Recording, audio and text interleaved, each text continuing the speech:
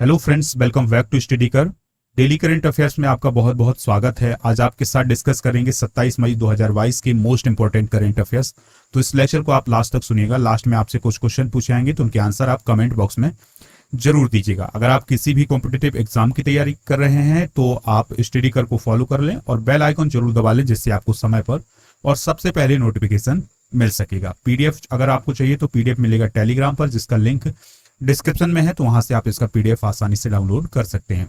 First question है, हाल ही में किसने भारतीय ओलंपिक संघ यानी आईओए के अध्यक्ष के पद से इस्तीफा दे दिया है? ठीक है दोस्तों, यानी इंडियन ओलंपिक एसोसिएशन के अध्यक्ष के पद से इस्तीफा किसने दिया है?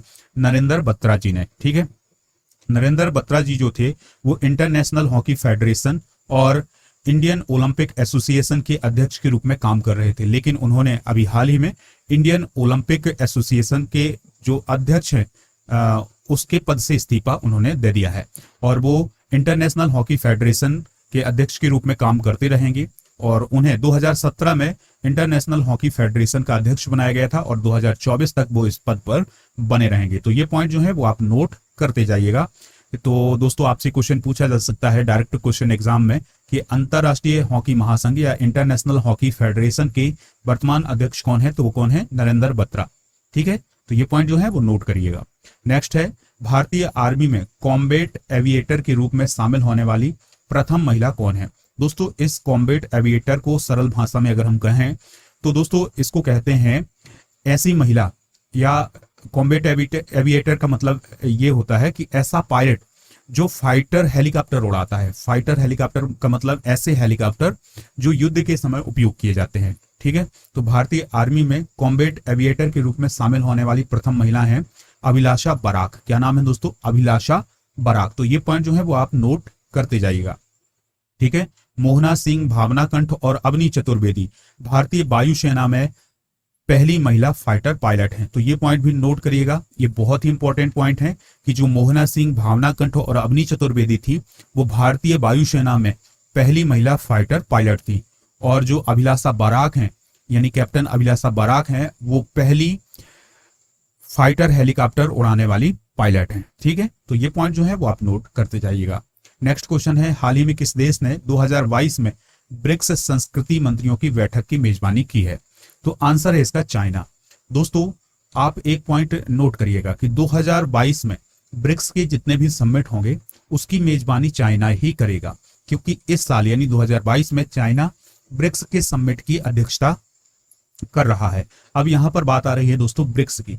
तो ब्रिक्स जो है वो 5 देशों का एक समूह है, जिसमें ब्राजील, रसिया, इंडिया, चाइना और साउथ अफ्रीका, ये 5 देश मिले हुए हैं, यानी ये 5 अर्थव्यवस्थाएं मिली हुई हैं। ठीक है दोस्तों, अब 2006 में इनकी पहली मीटिंग हुई थी। मतलब इस प्रकार से इन 4 देशों ने, ब्राजील, रसिया, इंडिया और चाइना ने ये सोचा था कि एक ग्रुप बनाया जाए। ठीक है, और फिर दोस्तों 2009 से इनकी मीटिंग शुरू हुई है और 2010 में, याद रखिएगा, 2010 में इसमें साउथ अफ्रीका शामिल हुआ था। ठीक है, इन 5 देशों के द्वारा एक बैंक भी बनाया गया है जिसे कहा जाता है न्यू डेवलपमेंट बैंक। तो ये पॉइंट ये भी आप नोट करिएगा। तो जो ब्रिक्स है उसके जो संस्कृति मंत्रियों की बैठक थी उसकी मेजबानी किसने की है? चाइना ने की है। और भारत की तरफ से कौन शामिल हुई थी? तो उनका नाम था मीनाक्षी लेखी। मीनाक्षी लेखी जो है वो संस्कृति और विदेश राज्य मंत्री हैं। दोस्तों, इस बैठक में एक फ्रेमवर्क को भी अपनाया गया है, यानी एक फ्रेमवर्क जारी किया गया है जिस पर ये 5 देश काम करेंगे।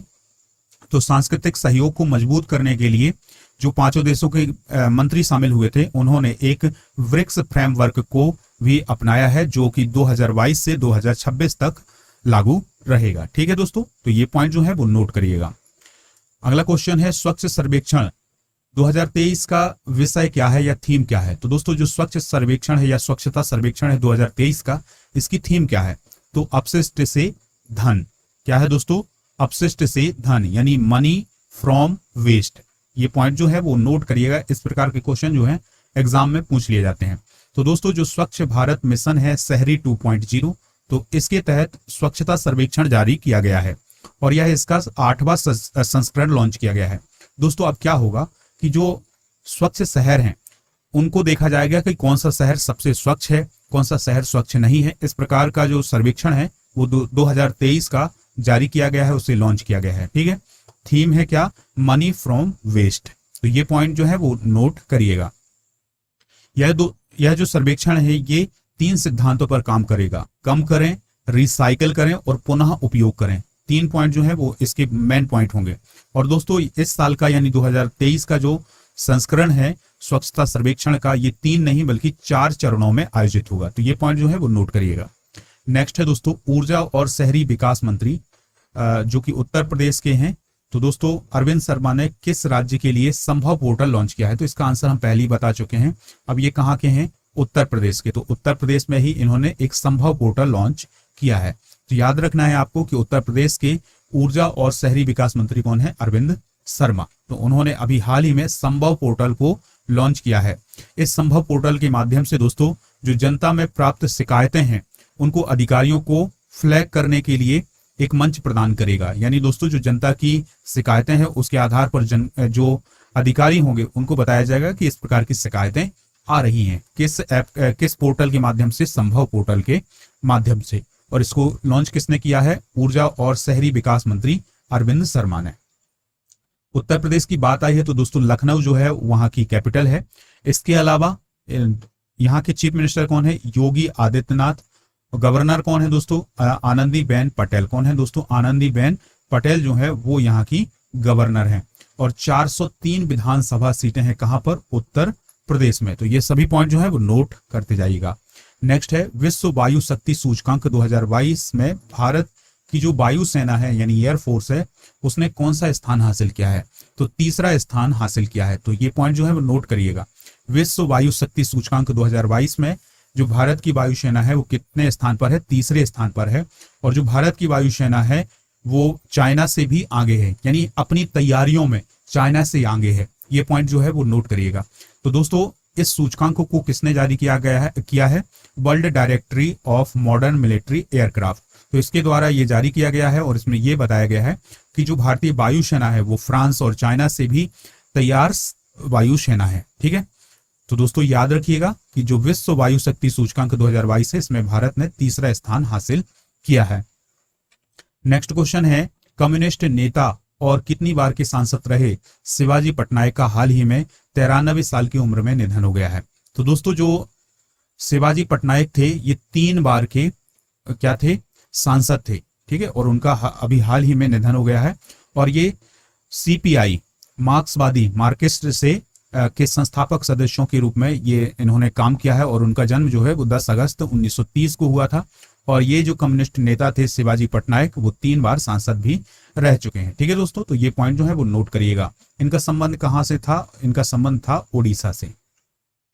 नेक्स्ट है कौन सा देश मंकी पॉक्स के मरीजों के लिए क्वारंटाइन अनिवार्य करने वाला विश्व का पहला देश बन गया है? यानी मंकी पॉक्स के जो मरीज होंगे उनको क्वारंटाइन किया जाएगा और ऐसा करने वाला विश्व का पहला देश कौन सा बन गया है? तो बेल्जियम बन गया है। कौन सा देश दोस्तों?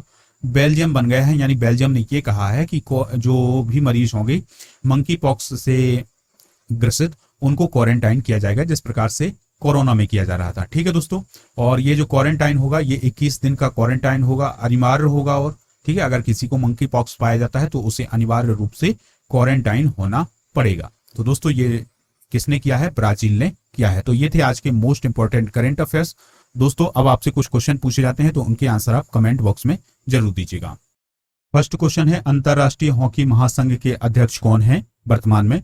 दूसरा क्वेश्चन है भारतीय वायुसेना की पहली महिला फाइटर कौन कौन है? तो दोस्तों 3 नाम बताए थे, आप 3 नाम कमेंट बॉक्स में जरूर बताइएगा। संस्कृति और विदेश राज्य मंत्री कौन है? तो इन तीनों प्रश्नों के आंसर आप कमेंट बॉक्स में जरूर दीजिएगा। अपनी तैयारी अगर आप अनअकैडमी पर करना चाहते हैं तो राजा गुप्ता को फॉलो करें, कोड यूज करें राजा नंबर 1। आप हमें खबरी पर जरूर फॉलो करें, वहां पर मोस्ट इंपॉर्टेंट ऑडियो लेक्चर मिलते हैं तो आप खबरी पर हमें फॉलो कर लें। अगर आपको ये लेक्चर पसंद आया है तो आप इसे लाइक कर सकते हैं और दोस्तों को शेयर जरूर करें जिससे सभी को इसका फायदा मिल सके। मिलते हैं नेक्स्ट लेक्चर में। जय हिंद, वंदे मातरम।